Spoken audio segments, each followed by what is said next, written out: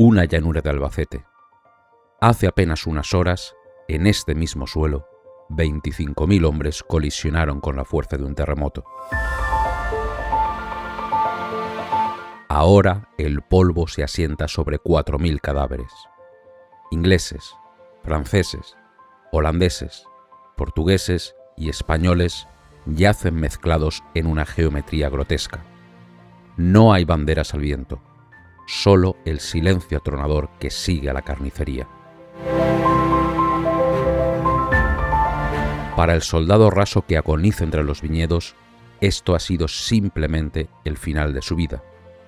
Pero para la historia, lo que ha ocurrido aquí es el nacimiento de un mundo nuevo. Esta no es solo una batalla más en los libros de texto. Es la cicatriz que divide dos épocas. Antes de ayer, España era un mosaico de reinos, leyes y privilegios medievales. Mañana será una nación gobernada por una sola ley, la del vencedor. ¿Cómo acabó un conflicto dinástico convirtiéndose en una guerra civil que desgarró a las familias y redibujó el mapa de Europa? ¿Por qué invertir tantos recursos para poner a un rey u otro en el trono de España? Los poderes europeos jugaron sus cartas hasta las últimas consecuencias. El 25 de abril de 1707, en Almansa, el mundo cambió para siempre.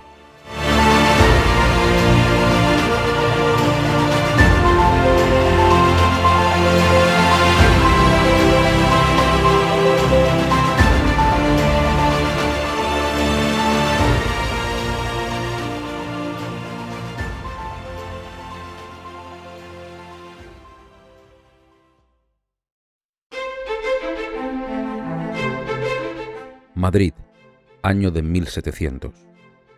El Real Alcázar es un laberinto de pasillos fríos, tapices oscuros y un olor persistente a cera quemada y medicina antigua. En el corazón de este palacio yace un hombre que es a la vez el monarca más poderoso de la tierra y el ser humano más desdichado de Europa. Carlos II de Habsburgo. Sus detractores le llaman el hechizado. A sus 38 años, Carlos es un anciano decrépito. Su cuerpo es un trágico resultado de generaciones de endogamia dinástica. Su mente, un territorio asediado por miedos, supersticiones y ataques epilépticos. Los médicos de la corte le aplican pichones recién muertos en la cabeza para aliviar sus migrañas, mientras los exorcistas intentan expulsar los demonios que, según dicen, habitan en él. Pero el verdadero tormento de Carlos no es sobrenatural, es político. Él sabe, en sus momentos de lucidez, que su cuerpo estéril es el único pilar que sostiene el inmenso edificio de la monarquía hispánica. Un imperio donde nunca se pone el sol, pero donde las tormentas se acumulan en el horizonte. No tiene hijos, no tiene heredero, y los buitres sobrevuelan Madrid. En las cancillerías de Londres, La Haya, Viena y Versalles, los diplomáticos ya no miran a España con respeto, sino con codicia. Se reparten los territorios españoles sobre mapas de papel mientras el rey aún respira. Para Europa, España es un gigante enfermo, un hombre enfermo cuya herencia es demasiado grande para un solo dueño. Si el imperio se mantiene unido, altera el equilibrio del mundo. Si se fragmenta, será el botín de una guerra total. Dentro del Alcázar, la tensión es irrespirable. La nobleza castellana, encabezada por el astuto cardenal Portocarrero, tiene una obsesión: la unidad. No les importa tanto el apellido del futuro rey como la integridad de la herencia. España no se toca, susurran en los despachos. Hay dos candidatos, dos caminos. Por un lado, la opción austríaca, el archiduque Carlos de Habsburgo, hijo del emperador Leopoldo. Representa la continuidad, la tradición, el respeto a los fueros antiguos y la alianza natural entre las dos ramas de la Casa de Austria. Pero Viena está lejos y no tiene flota para proteger las Indias.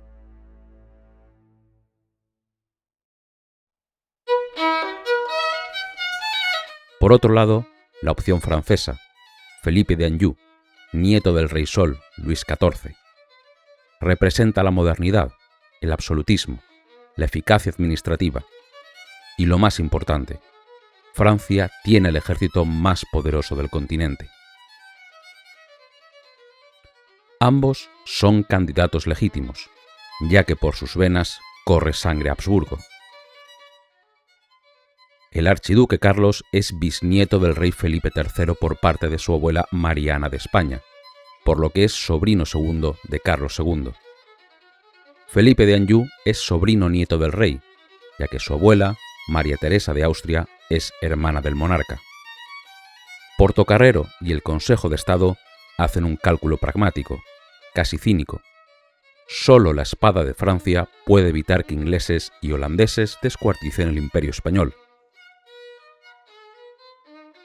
El 3 de octubre de 1700, con la mano temblorosa y el alma encogida por las presiones de confesores y embajadores, Carlos II firma su último testamento. Nombra heredero universal al francés, a Felipe de Anjou.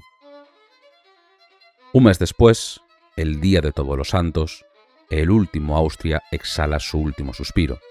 El hechizado ha muerto. El hechizo se ha roto, pero la maldición acaba de empezar.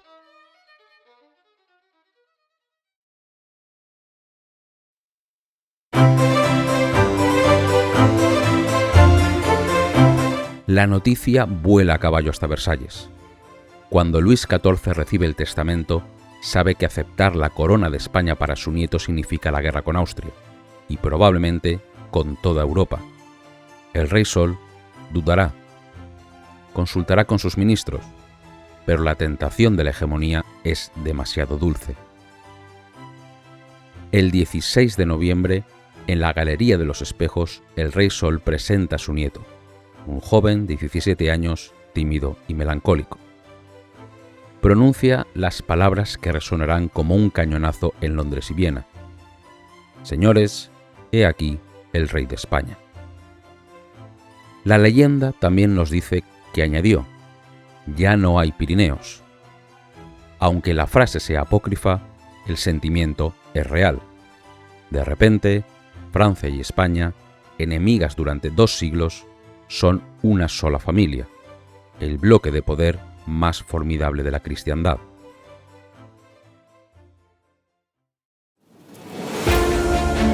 Febrero de 1701. Felipe V cruza el Bidasoa. La entrada del joven Borbón en España es el choque de 2 mundos. Felipe viene acostumbrado al lujo desenfrenado, la moda colorida y la etiqueta teatral de Versalles. Se encuentra con una corte española vestida de negro riguroso, el color del lujo de una época pasada, dominada por una etiqueta asfixiante y un protocolo rígido que dicta cada movimiento del monarca.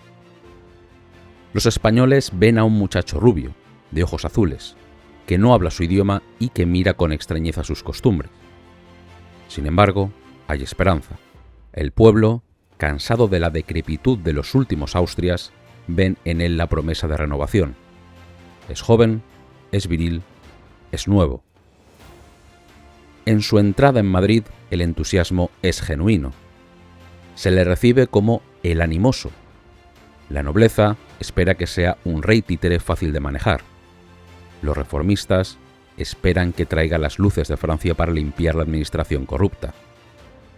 Durante estos primeros meses, se vive una especie de luna de miel política. Felipe V viajará por toda España para jurar los fueros de Castilla, de Aragón, de Nápoles y de Cataluña. Parece que el cambio de dinastía será pacífico, que el modelo de los Austrias puede sobrevivir bajo un rey Borbón.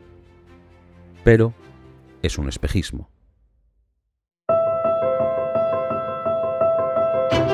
Mientras el nuevo rey intenta aprender castellano y entender a sus nuevos súbditos, su abuelo, Luis XIV, comete errores fatales impulsados por la soberbia.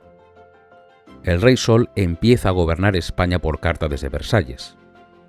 «Recordad que nacisteis francés», le escribe a su nieto. Luis XIV ordenará que las tropas francesas ocupen las fortalezas de la frontera holandesa en nombre de España. Concede a compañías francesas el monopolio del comercio de esclavos con las Indias americanas. Reconoce al hijo del rey exiliado de Inglaterra, Jacobo Estuardo, como legítimo monarca británico. Es demasiado. Para Inglaterra y Holanda, potencias marítimas y comerciales, esto no es un cambio de dinastía, es un ataque hostil a sus intereses comerciales y políticos. Es el intento de Francia de secuestrar el comercio mundial y crear una superpotencia católica que asfixia al protestantismo. El equilibrio de Europa, ese delicado sistema de contrapesos diseñado en Westfalia, está en peligro mortal. El miedo es un motor histórico más potente que la ambición. En septiembre de 1701, en La Haya se sellará la Gran Alianza. Inglaterra, Holanda y el emperador de Austria se dan la mano. Su objetivo oficial, reclamar una satisfacción justa para la Casa de Austria. Su objetivo real era claro: impedir que los Borbones dominen el mundo. En España, la gente aún celebra al nuevo rey, pero en los puertos de Cádiz y Barcelona, los comerciantes miran al mar con preocupación. Saben lo que viene. Los vientos han cambiado. El almirante de Castilla, un noble influyente que desconfía de las influencias francesas, huye a Portugal. Es la primera grieta. Comienzan a circular panfletos clandestinos. Se susurra que Felipe no es un rey, sino un virrey de Francia, que la religión y las leyes de España están en peligro bajo la bota de Luis XIV. El archiduque Carlos, en Viena, ya no solo es un candidato despechado, ahora es la bandera de la libertad para todos aquellos que temen el poder absoluto de Versalles. La mesa está servida, las piezas están colocadas, y aunque el joven Felipe V duerme tranquilo en el Palacio del Buen Retiro, la maquinaria de la Primera Guerra Mundial de los tiempos modernos acaba de ponerse en marcha. El hechizo de los Austrias se rompió, sí, pero ha sido sustituido por el estruendo de los cañones.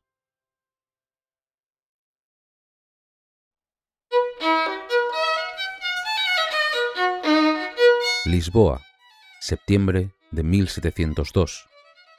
En un palacio a orillas del Tajo, un hombre camina nervioso de un lado a otro. No es un diplomático cualquiera, es Juan Tomás Enríquez de Cabrera, el almirante de Castilla, uno de los hombres más poderosos de España, y acaba de cometer alta traición.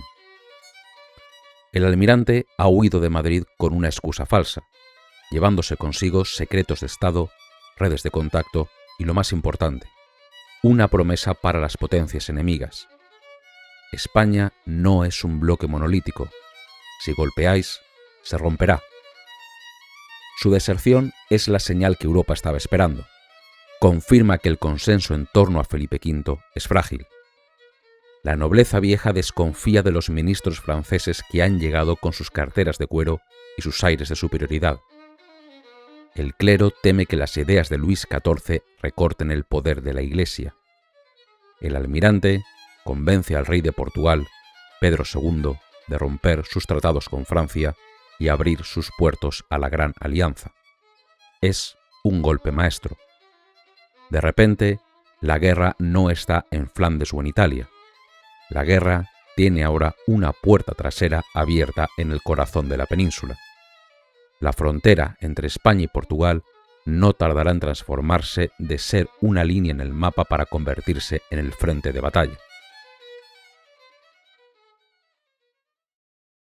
Mientras los ejércitos se movilizan en la frontera oeste, en el este, en el Mediterráneo, se fragua una conspiración mucho más peligrosa. No es una traición de nobles, sino un levantamiento de pueblos. En el verano de 1705, una fragata inglesa se mece en las aguas de Génova. A bordo, un enviado de la reina Ana de Inglaterra, Mitford Crowe, se reúne en secreto con dos hacendados catalanes vestidos de payeses. el 20 de junio se abrirá la puerta a nuevas potencias extranjeras. Se firmará el Pacto de Génova. Es un documento explosivo. Inglaterra promete desembarcar 8.000 soldados y, lo más importante, se compromete solemnemente a respetar y defender las leyes y privilegios de Cataluña. A cambio, los catalanes prometen alzar al Principado en armas a favor del archiduque Carlos.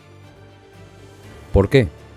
¿Por qué arriesgarlo todo por un príncipe austríaco al que no conocen? Porque el miedo al absolutismo francés es visceral.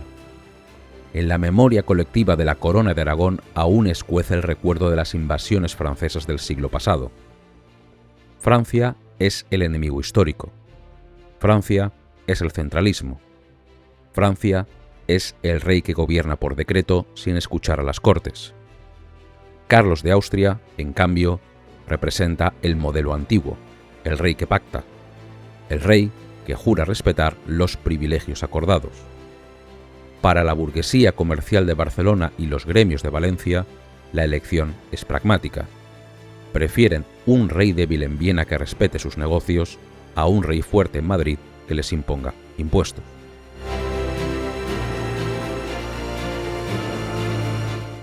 En agosto, en apenas 2 meses, la flota aliada, una armada imponente de 180 barcos, aparece en el horizonte de Barcelona. No es una invasión, es una bienvenida. Cuando el archiduque Carlos desembarca, no tiene que conquistar la ciudad se entrega. Aquí comienza la verdadera tragedia. Hasta ahora hemos hablado de reyes y mapas, pero en 1705 el conflicto desciende a la calle, a la plaza del pueblo, a la cocina de las casas. España se parte en dos, pero no es una división geográfica limpia, es una fractura social, sangrienta y compleja. En la Corona de Aragón estalla una verdadera revolución. En el campo valenciano, los campesinos conocidos como los maulets toman las armas. Pero curiosamente no lo hacen solo por el archiduque. Lo hacen contra sus propios señores feudales, que al principio apoyaban a Felipe V. Gritan «Visca la terra», pero sus hoces buscan los cuellos de la nobleza local, los llamados botiflers. Es una guerra dentro de una guerra, una lucha de clases disfrazada de conflicto dinástico. El archiduque Carlos, un hombre rígido y católico, se encuentra de repente liderando una revolución popular que a veces le asusta, pero la necesita. Primero caerá Valencia, luego lo hace Aragón. Barcelona se convertirá en su capital, en una corte alternativa. España tiene ahora 2 reyes, 2 gobiernos, 2 monedas, y cada español debe elegir. Aquellos que apoyan al bando contrario deben escapar o atenerse a las consecuencias. Austracistas castellanos, borbónicos de la Corona de Aragón. Las sociedades estallarán en una violencia encarnizada, entre vecinos, entre familias, como otras tantas veces antes y después.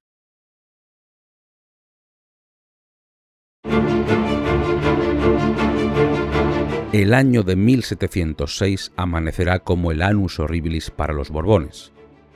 Todo lo que podía salir mal, salió francamente mal. Los ejércitos de la Gran Alianza avanzan como una tenaz imparable. Desde el este, las tropas austracistas presionan. Desde el oeste, un ejército anglo-portugués cruza la frontera y avanza rápidamente hacia Madrid. Felipe V, el joven que había sido recibido con vítores 5 años antes, se ve obligado a hacer lo impensable, abandonar su capital. Es una imagen desoladora. La corte francesa huye hacia el norte, hacia Burgos, llevándose los tapices y las joyas bajo una lluvia de piedras e insultos de algunos sectores, pero, y esto es clave, acompañada por el llanto de muchos castellanos.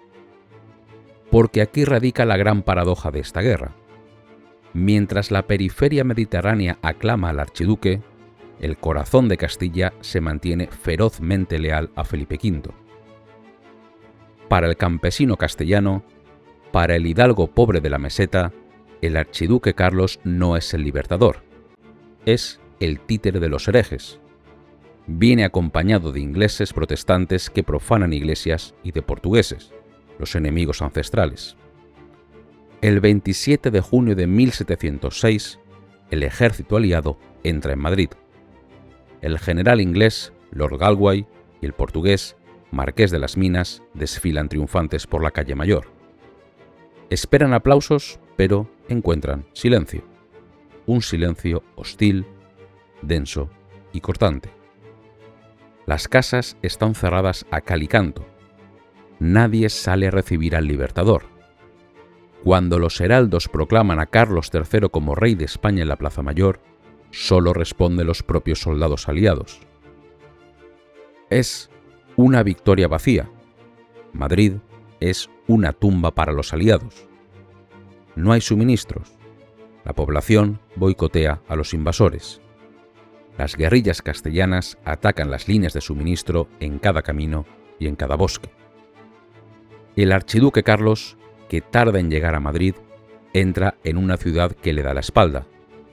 Se dice que al asomarse al balcón del palacio y ver las calles desiertas, murmuró: «Esta ciudad es un desierto».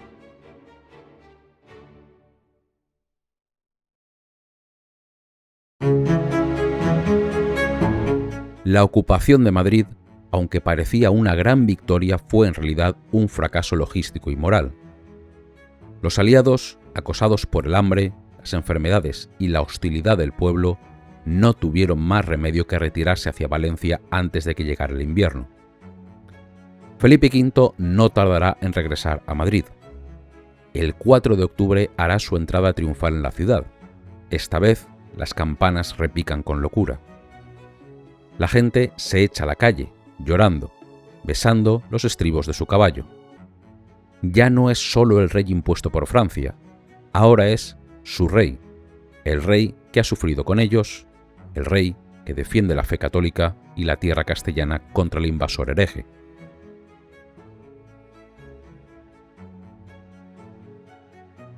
El sufrimiento de la guerra está forjando una identidad.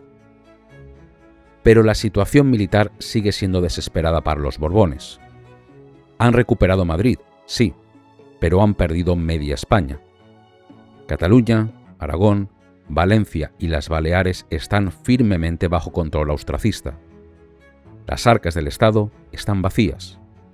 El ejército de Felipe V está desgastado, mal pagado y en inferioridad numérica. En Versalles, el viejo Luis XIV, cansado de una guerra que desangra a Francia, le envía una carta a su nieto sugiriendo lo impensable: la abdicación. Quizás sea hora de dividir el imperio para salvar la paz, insinúa. Quizás deberías conformarte con reinar en Italia y dejar España a Carlos. Pero Felipe V ya no es un príncipe francés. Se ha convertido en el rey de España. En un arranque de dignidad que sorprende a todos, responde: «Jamás abandonaré a mis súbditos. Moriré a la cabeza de mis tropas en el suelo de España». Es una frase valiente, sí, pero las palabras no detienen las balas. El momento clave se está acercando. Llega la primavera. Es el año de 1707. Los aliados, también agotados por el largo conflicto, deciden hacer un último esfuerzo y lanzar el golpe definitivo. Quieren destruir el ejército borbónico en una batalla campal para volver a tomar Madrid y acabar la guerra de una vez por todas. Reúnen sus fuerzas en Valencia. Preparan la artillería, estudian los mapas. Lord Galway, un general veterano y metódico, cree tener la ventaja. Busca el enfrentamiento directo. Busca el choque. Felipe V envía a su mejor hombre, el duque de Berwick, un mariscal frío y calculador, para detenerlos. Los dos ejércitos comienzan a moverse como dos serpientes gigantescas sobre el mapa árido del sureste español. Se buscan, se olfatean. El destino ha elegido ya el lugar para el juicio final.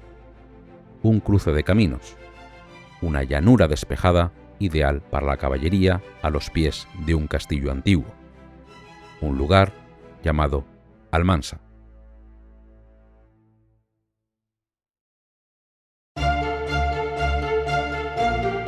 ...25 de abril de 1707. Si miramos el mapa de España, Almansa es una puerta. Es el corredor natural que conecta la meseta castellana con el Levante fértil. Quien controla este pasillo, controla el acceso a Valencia. El duque de Berwick, el comandante borbónico, ha elegido este lugar con la precisión de un ingeniero. Ha llegado primero, ha estudiado el terreno, sabe que su ejército es superior en caballería y por eso ha evitado las montañas y los desfiladeros. Ha plantado su bandera en la llanura, una extensión de tierra plana, seca y dura, una pista de baile perfecta para que los caballos galopen y maten. Es una mañana extraña. Hay una calma pesada en el aire. Los cronistas nos dicen que el cielo está despejado, pero el polvo que levantan 40.000 pares de botas crea una neblina artificial, ocre y asfixiante. Flota a ras de suelo. A un lado, el ejército de las dos coronas, franceses y españoles, unidos bajo la bandera de los Borbones. Son 25.000 hombres. Están descansados, han comido, tienen la moral alta tras recuperar terreno en los últimos meses. Al otro lado, el ejército de la Gran Alianza, una fuerza multinacional de ingleses, holandeses y portugueses con regimientos de hugonotes franceses y voluntarios valencianos. Son 16.000. Vienen marchando a paso forzado buscando la batalla decisiva. Están cansados. Sus líneas de suministro están estiradas al límite, pero les empuja la urgencia. Saben que si no destruyen hoy al ejército de Felipe V, la guerra estará perdida. Hay una ironía cruel, casi literaria, en este enfrentamiento. Si quitamos las banderas y miramos a los nombres que dan las órdenes, la batalla de Almansa parece una guerra civil francesa librada en suelo español. Al mando de las tropas borbónicas está James Fitzjames, duque de Berwick. Es hijo ilegítimo del último rey Estuardo de Inglaterra. Es un hombre que perdió su patria por ser católico. Sirve a Francia y a España con la frialdad de quien no tiene hogar. Es un estratega cerebral, defensivo, que rara vez comete un error. Un hombre de hielo. Al mando de los aliados está Henri de Massou, Lord Galway. Es un francés, un hugonote expulsado de su país por ser protestante. Sirve a Inglaterra con la pasión de un converso. Es agresivo, valiente hasta la temeridad, un hombre que prefiere el ataque frontal a la maniobra sutil. Un hombre de fuego. Dos exiliados, dos visiones de la guerra, y entre ellos el destino de España. Lord Galway mira a través de su catalejo. Ve al ejército borbónico desplegado en dos líneas clásicas frente al castillo de Almansa. Sus espías le han dicho que Berwick está esperando refuerzos, que el duque de Orleans viene de camino con más tropas francesas. Galway toma una decisión fatal. Cree que debe atacar ahora, antes de que lleguen esos refuerzos. No sabe que la inteligencia ha fallado. Berwick ya tiene a sus tropas completas. Galway, cegado por la necesidad de victoria, se dispone a lanzar a su ejército cansado y en inferioridad numérica contra una fuerza superior y atrincherada.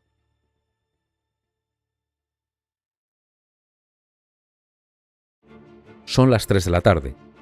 El sol empieza a bajar, proyectando sombras largas sobre el campo de batalla. Suenan los tambores.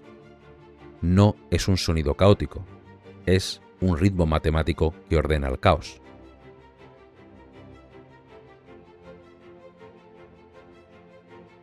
El ejército aliado comienza a desplegarse. Es un espectáculo aterrador y magnífico. En el centro, la infantería inglesa y holandesa. Son los mejores soldados de Europa. Caminan en filas perfectas, vestidos con sus casacas rojas y azules, mosquetes al hombro. Son una máquina de matar disciplinada, capaz de disparar 3 veces por minuto. En las alas, la caballería. A la izquierda, los jinetes ingleses y holandeses. A la derecha, la caballería portuguesa, reforzada por algunos escuadrones ingleses. Frente a ellos, Berwick ha colocado a la élite de Francia y España. En su ala derecha, la caballería española, los dragones de la reina, los guardias de corps.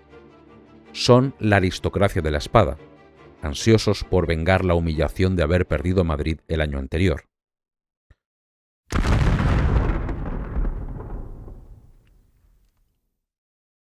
Finalmente, a las 3:30 se rompe el silencio. La artillería borbónica abre fuego. El estruendo es sordo, físico. Las bolas de cañón de hierro macizo rebotan en la tierra dura de Almansa, abriendo surcos sangrientos en las filas aliadas. Hombres y caballos son desmembrados antes incluso de ver al enemigo. Pero las filas no se rompen.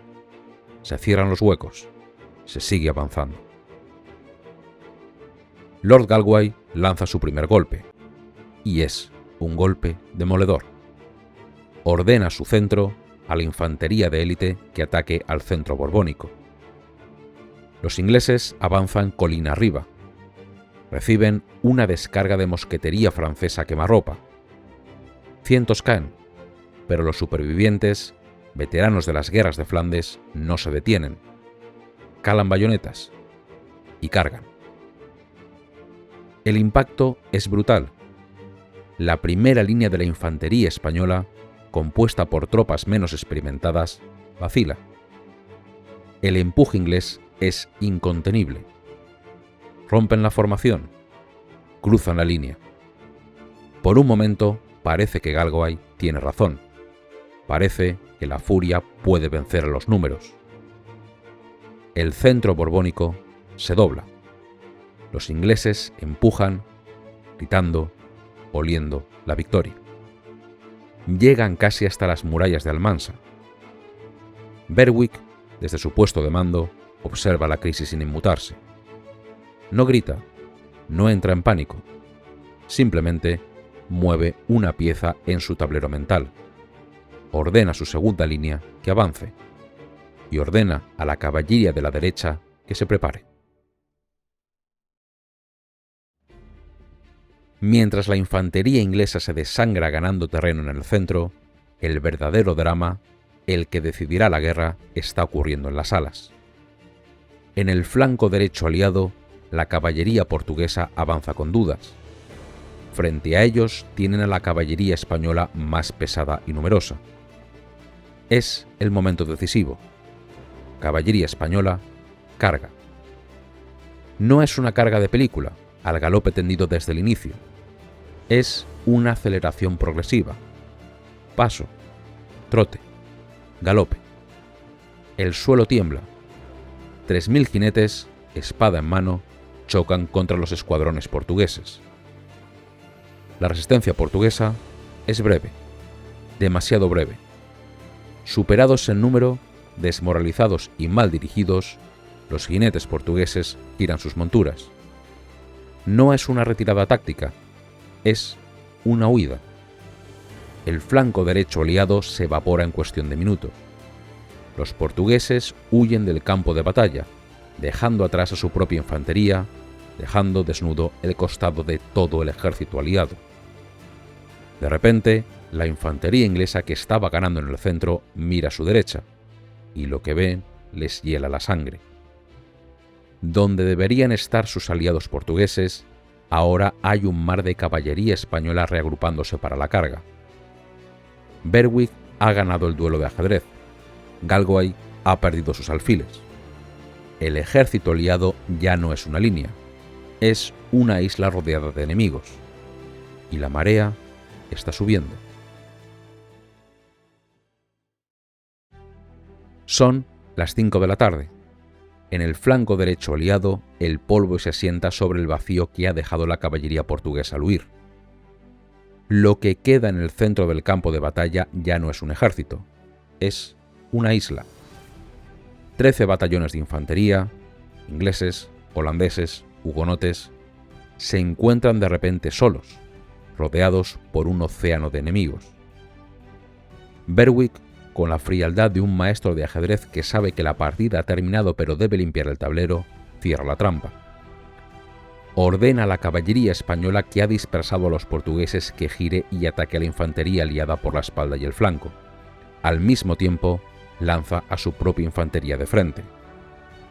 Y por si fuera poco, la caballería francesa del flanco izquierdo, que hasta ahora había estado contenida, se une a la fiesta. Es un ataque simultáneo por 3 direcciones. Los soldados aliados forman cuadros defensivos. Erizan sus mosquetes creando muros de bayonetas hacia afuera. Es una maniobra desesperada, diseñada para repeler la caballería. Y durante 1 hora, funciona. Los ingleses luchan con una disciplina feroz. Disparan, recargan, disparan. Los caballos franceses caen, los jinetes españoles ruedan por el suelo. Pero la física es implacable. No pueden disparar en todas direcciones a la vez. La artillería borbónica se acerca a quemarropa y empieza a disparar metralla contra las masas compactas de infantería. Los cuadros, al final, se rompen. Y entonces entran los sables. El combate deja de ser táctico para convertirse en visceral. Los cronistas de la época hablan de una confusión tan densa que los soldados ya no saben a quién matan. El humo de la pólvora negra ciega la visión. El ruido es ensordecedor. Gritos en 4 idiomas, el relincho de los caballos estripados y el choque del acero. Es aquí donde la batalla de Almansa se gana el apodo que le darán los historiadores militares: la carnicería perfecta. No hay escapatoria.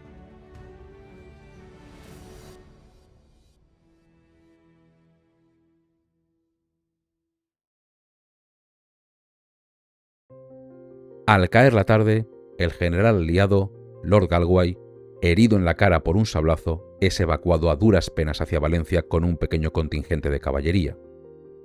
Pero el grueso de su ejército, la infantería de élite, sigue atrapada. El general Shimpton y el conde de Dona, al mando de los supervivientes, toman una decisión instintiva: buscar altura. Rompen el cerco en un punto y corren hacia las colinas boscosas que rodean Almansa, buscando al menos la protección de la noche y del terreno difícil. Son únicamente unos 4.000 hombres. Exhaustos, sangrando, sin agua, arrastran sus banderas montaña arriba. Creen que han escapado. Creen que, si logran aguantar hasta el amanecer, podrán retirarse hacia el levante. Pero es una esperanza vana. Berwick no es un hombre que deje el trabajo a medias. No envía a la infantería a perseguirlos en la oscuridad. Envía a la caballería. Los jinetes borbónicos rodean el monte, bloquean las fuentes de agua, cortan los caminos. La noche del 25 al 26 de abril es una noche de agonía en los montes de Albacete. Arriba, miles de hombres sedientos escuchan cómo el anillo de acero se cierra a su alrededor. Abajo, el ejército victorioso enciende hogueras, celebra, cura a sus heridos y saquea a los muertos.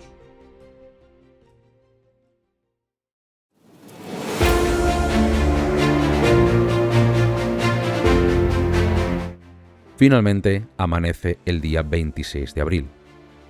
El sol ilumina una escena que marcará el fin de la guerra. El conde de Dona mira desde la altura. Abajo no se ve una ruta de escape, sino a todo el ejército borbónico desplegado en orden de batalla, esperando. No tiene munición, no tiene comida.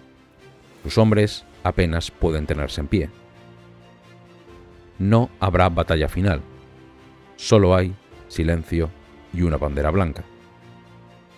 13 batallones, la flor y nata del ejército aliado, 5 generales, cientos de oficiales, y miles de soldados.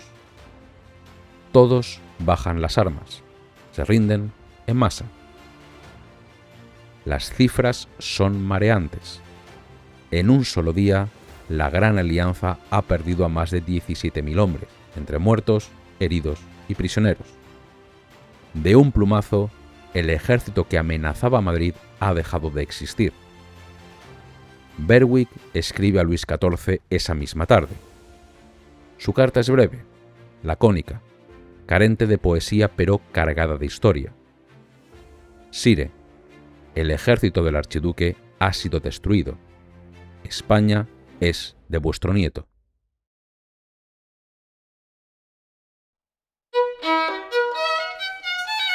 Mientras los prisioneros eran conducidos en largas columnas hacia el cautiverio, la noticia corrió como la pólvora por los pueblos de alrededor.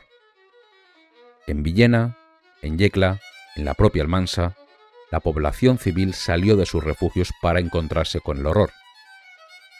Campos de trigo pisoteados, viñedos arrancados de raíz y cuerpos. Miles de cuerpos que hay que enterrar rápido antes de que el sol de la Mancha desate la peste. Los hospitales de sangre se desbordan. Los cirujanos amputan miembros sin descanso a la luz de las velas. Aquí no hay distinción entre Maulet y Botifler, entre inglés o francés. Solo hay dolor. Pero más allá del sufrimiento físico, algo más ha muerto en este campo. Entre los despojos de la batalla, manchados de barro y sangre, yacen los estandartes de los regimientos valencianos que lucharon por el archiduque. Esas telas rotas simbolizan mucho más que una derrota militar. Esa misma noche, los asesores de Felipe V, con los decretos de nueva planta ya redactados en sus mentes, miran el mapa de Valencia y Aragón. Ya no ven reinos con leyes propias que hay que respetar. Ven rebeldes derrotados. Ven tierra conquistada. El justo derecho de conquista acaba de nacer entre los cadáveres de Almansa. La guerra de las armas ha terminado. Empezará la guerra de las leyes. Y esta segunda guerra será, para muchos, mucho más cruel que la primera. Mayo de 1707. La noticia de la derrota de Almansa cae sobre el reino de Valencia como una losa de plomo. Las defensas se desmoronan. Los nobles que apoyaron al archiduque huyen en barcos o carruajes hacia Barcelona. Pero el pueblo llano, los que no tienen dónde ir, se quedan. Y el ejército borbónico avanza. No es una marcha triunfal, es una operación de castigo. El símbolo de esta nueva etapa de la guerra tendrá un nombre: la ciudad de Xàtiva. La segunda ciudad del Reino de Valencia decidirá resistir. Sus murallas son viejas, pero el odio es nuevo. Durante semanas, la guarnición inglesa y los voluntarios locales, los maulets, aguantarán el asedio de las tropas de Felipe V. La lucha será calle por calle, casa por casa. Cuando finalmente la ciudad cae, el castigo que ordena el alto mando borbónico no tiene precedentes en la historia de España. No basta convencer, hay que borrar. La orden es bíblica: que sea quemada. Los soldados franceses y castellanos sacan a los habitantes a la fuerza y prenden fuego a la ciudad. Durante días, el humo negro de Xàtiva se ve desde kilómetros de distancia. Palacios góticos, archivos, casas humildes, iglesias, todo es devorado por las llamas. Pero la humillación no termina con el fuego. Felipe V decretará una especie de damnatio memoria romana. Ordena que el nombre de Xàtiva sea borrado de los mapas. A partir de ahora, sobre las cenizas humeantes, se construirá una nueva población llamada Colonia Nueva de San Felipe. Es un mensaje claro para toda la corona de Aragón. La memoria también puede ser ejecutada. Mientras Xàtiva arde, en el resto del territorio se despliega un arma más silenciosa pero igual de devastadora: el papel timbrado. La represión tras Almansa no es solo una cuestión de horcas y cárceles, que las hubo y muchas. Es una operación de ingeniería financiera. Felipe V necesita dinero. La guerra es carísima y las arcas reales están vacías. Así que sus ministros encuentran la solución perfecta: que los vencidos paguen su propia derrota. Se creará para ello la Junta de Confiscaciones, un tribunal especial con un poder absoluto. Su misión era clara: identificar a todos los partidarios del archiduque Carlos, nobles, eclesiásticos o burgueses, y confiscar todos sus bienes. Los documentos de la época, fríos y notariales, esconden tragedias familiares inmensas. Leemos inventarios donde se requisan desde grandes haciendas de olivos y viñedos hasta las sábanas de una viuda o las herramientas de un artesano. No se trata solo de castigar la rebelión. Se trata de desmantelar la élite económica valenciana y aragonesa para sustituirla por una nueva clase leal a los Borbones. Es una redistribución de la riqueza a punta de bayoneta. Las familias acusadas de austracistas quedan en la indigencia absoluta.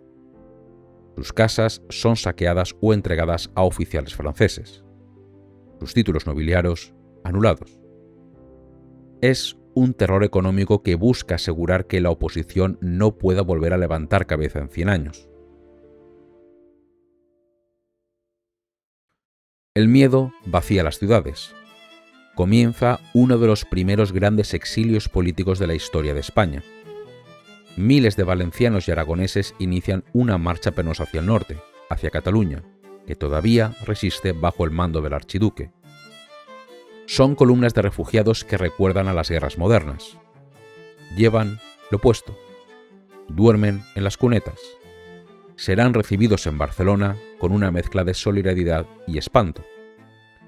Traen consigo los relatos del horror: la quema de Sátiva, la masacre de los defensores de Valencia, la brutalidad de los dragones borbónicos ocupando los pueblos. Sus historias radicalizan la resistencia. En Barcelona ya nadie habla de pactar. El lema cambia. Ya no luchan por un rey, luchan por su propia supervivencia. Mejor morir luchando que vivir como en Valencia, se dice en las tabernas del barrio de la Ribera. Almansa, lejos de acabar con la guerra, la ha vuelto existencial. Mientras tanto, el ejército del duque de Orleans entra en Zaragoza sin disparar un tiro. El reino de Aragón cae como un castillo de naipes. La nobleza aragonesa, que había estado más dividida que la valenciana, intenta negociar. Envían embajadores a Felipe V, le recuerdan sus juramentos, le piden clemencia. La respuesta es un portazo. Felipe V ya no se considera atado por ningún juramento medieval.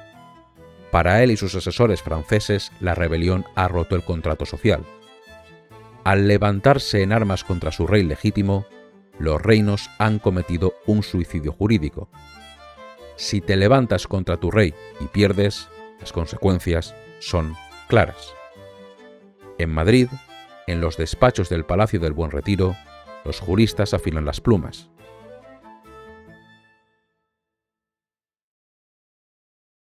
Melchor de Macanaz y Michel Amelot redactan los borradores de lo que será la nueva arquitectura del Estado. Ya no hay necesidad de disimular. La victoria de Almansa les ha dado la excusa perfecta, el casus belli, para hacer lo que Luis XIV siempre les dijo que hicieran: uniformizar España. Se acabó el mosaico, se acabó la negociación. A partir de ahora, la voluntad del rey será la única ley. Y esa ley está a punto de caer sobre Valencia y Aragón con la fuerza de un mazo.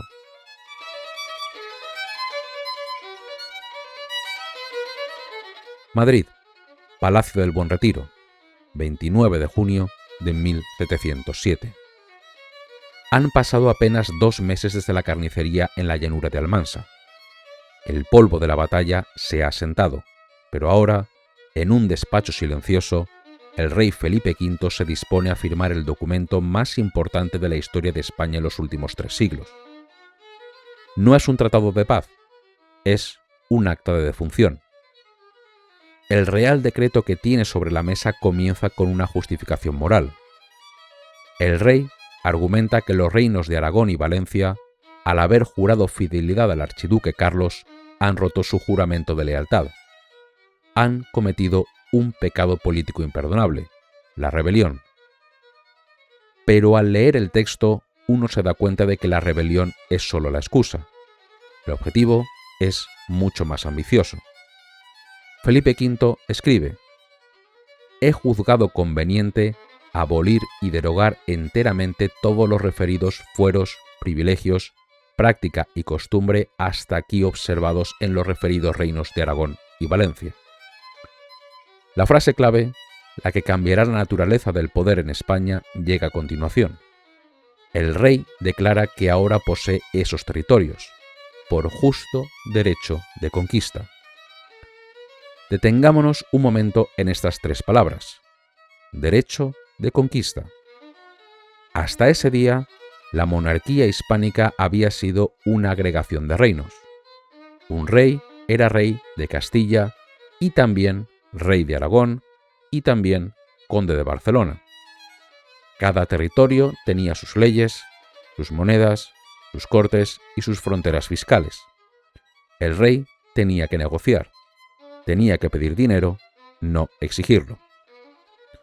Con la firma de este decreto, ese modelo pactista, que venía de la Edad Media, muere instantáneamente. Felipe V añade: «Siendo mi voluntad reducir todos mis reinos de España a la uniformidad de unas mismas leyes, usos, costumbres y tribunales, gobernándose igualmente todos por las leyes de Castilla». Es el nacimiento del Estado-nación centralizado. Ya no hay Españas en plural, hay una España vertical, gobernada desde Madrid bajo una sola ley. La batalla de Almansa no solo derrotó a un ejército, derrotó una visión del mundo.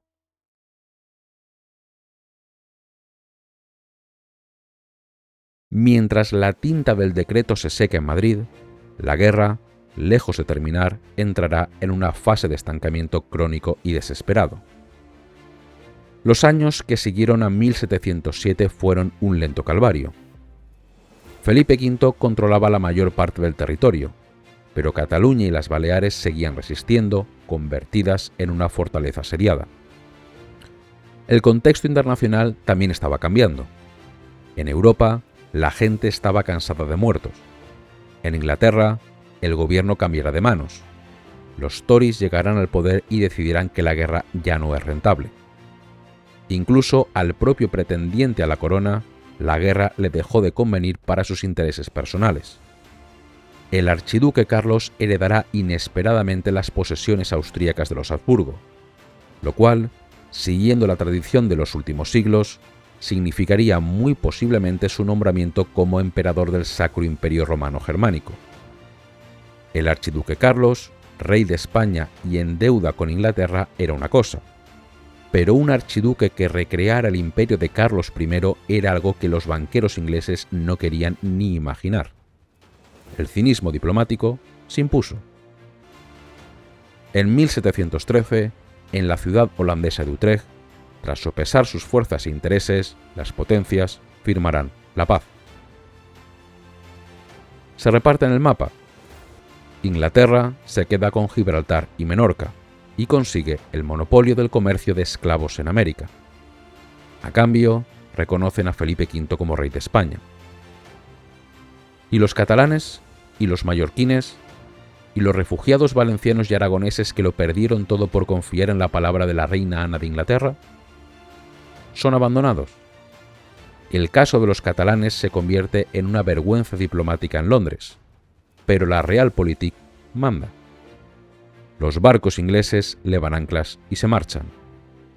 No estaban allí por ideas, estaban por interés, y su interés ha cambiado. –1714. Barcelona está sola, cercada por tierra y bloqueada por mar. 40.000 soldados borbónicos, dirigidos de nuevo por el duque de Berwick, rodean la ciudad. Dentro, la decisión es irracional, casi suicida. La junta de brazos decide resistir hasta la última gota de sangre. No es lealtad a un rey ausente, es lealtad a una forma de vida. Saben lo que pasó en Valencia, saben lo que pasó en Xàtiva, saben que la rendición significa la extinción de sus privilegios. Han elegido mal su bando, pero se resignan a claudicar. El asedio de Barcelona durará 14 meses. Es una de las resistencias más feroces del siglo XVIII. Los civiles mueren de hambre en las calles, pero no abren las puertas. Finalmente, el 11 de septiembre de 1714, las tropas borbónicas rompen la muralla. La lucha será salvaje. Se pelea en los baluartes, en las iglesias. Rafael Casanova, el conseller en cap, será herido empuñando la bandera de Santa Eulalia. Cuando la ciudad capitula, el silencio que cae sobre Barcelona es el mismo silencio que cayó sobre Almansa 7 años antes. Es el silencio de la derrota total. Al año siguiente, caerá Mallorca. La guerra, por fin, ha terminado. La victoria es absoluta y la transformación también. Felipe V aplicará su nueva planta, su nueva estructura, con mano de hierro. Se disuelven la Generalitat y el Conseil de Cent. Se cierran las universidades rebeldes. Se impone el castellano en la administración de justicia. Se introduce un nuevo impuesto, el catastro, para que los antiguos reinos de la Corona de Aragón paguen el ejército que los ocupa. España se convierte en una monarquía administrativa, a imagen y semejanza de Francia. Se crean las secretarías de despacho, los antepasados de los actuales ministerios. Se divide el país en provincias dirigidas por intendentes y capitanes generales. La eficacia burocrática sustituye al privilegio foral medieval. Y en un Estado más fuerte, más ágil, capaz de movilizar recursos para reconstruir la marina y recuperar influencia en Italia, España se moderniza. Y algunas de las antiguas élites rebeldes se integrarán también. Felipe V concederá 2 sucesivos indultos y perdones a los catalanes, fechados el 7 de enero y el 30 de marzo de 1713 respectivamente. El primer perdón era condicional a deponer las armas, pero el segundo era incondicional. Se perdonaba a cualquier catalán por lo ocurrido durante la guerra. Podían seguir con sus vidas, sus oficios y mantener todas sus posesiones.